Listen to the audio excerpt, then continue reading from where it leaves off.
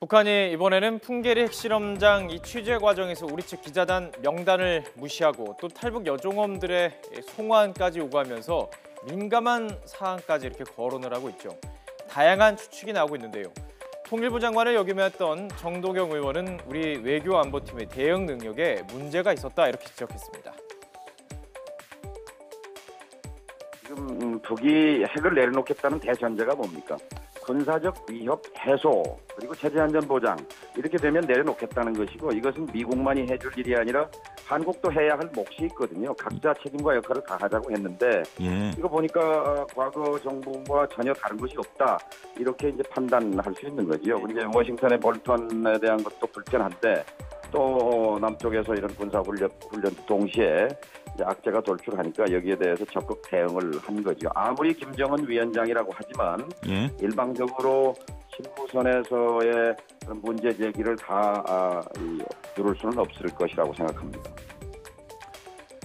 북한 내부의 강경파를 자극할 수 있는 행동들이 우리 측에서 좀 있었고 북측의 불만이 이런 식으로 나타났을 것이다 이런 분석인데요.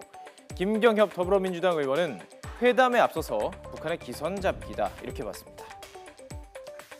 일단 회담을 앞두고 기선 잡기, 협상에 있어서의 좀 더 유리한 조건을 차지하기 위한 기싸움의 성격이 일단 강하다고 보고요. 아마 이번 오늘 이제 방문하시는 문재인 대통령의 한미 정상회담을 통해서 어느 정도 좀 이런 문제들까지 함께 논의돼서 방안이 마련될 것으로 보고 있습니다.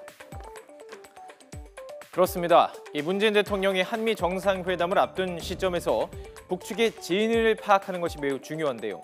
김정은 위원장과 통화가 가능한 그 한라인 통화가 아직 이루어지지 않았죠. 하지만 홍익표 민주당 의원은 북측과 여러 채널을 통해서 소통하고 있다라고 말했습니다. 그리고 또 이미 그렇고 한라인으로 직접 통화하지 않는다 하더라도 충분한적으로 여러 가지 방식으로 좀 우리에게 남북한 간의 의견이 이루어지고 있는 소통이 이루어지는 것을 알고 있습니다. 그래요? 아시는 것처럼 서훈 원장, 국정원장이죠. 여러 차례 남북 대화 경험이 있는 분이고 북측과 소통이 비교적 잘 이루어지고 있는 분이기 때문에 이런 거에 대해서 충분히 우려를 전달했고 북측의 입장이 어떤 건지를 소상하게 파악하고 있는 것으로 저는 알고 있습니다.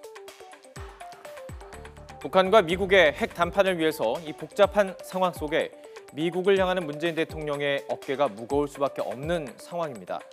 문 대통령은 과연 트럼프 대통령과의 만남에서 어떤 역할을 하게 될까요? 공식적으로 할 수 없는 그런 얘기들을 할 텐데 제가 생각할 때는 아마 도보다리에서 김정은 위원장과 30분 넘게 개인적으로 나눈 이야기, 또 문재인 대통령이 김정은 위원장과 대화를 통해서 그동안 쭉 관찰한 그들의 속내, 그들이 원하는 것이 무엇인가, 그런 것들을 이제 함께 트럼프 대통령에게 이야기를 하면서 결국 이 상황을 풀어나갈 수 있는 방법이 무엇이겠는가, 북한의 완전한 폐기를 유도하면서 한반도에 정말 지속 가능한 항구적 평화체제를 구축할 수 있는 그런 과정에서 미국이 좀 지도력을 발휘해달라라고 하는 그런 아마 입장을 이 개별적인 1대1 회담을 통해서 전달하지 않을까 하는 생각이 드는데요. 화가 난 북한과 회담에 결정적인 키를 주고 있는 미국. 그 사이에서 우리는 한반도 평화라는 실리를 취해야만 하는 아주 어려운 숙제가 쥐어진 셈인데요. 하루 앞으로 다가온 한미 정상회담부터 그 첫 번째 과제가 시작됩니다.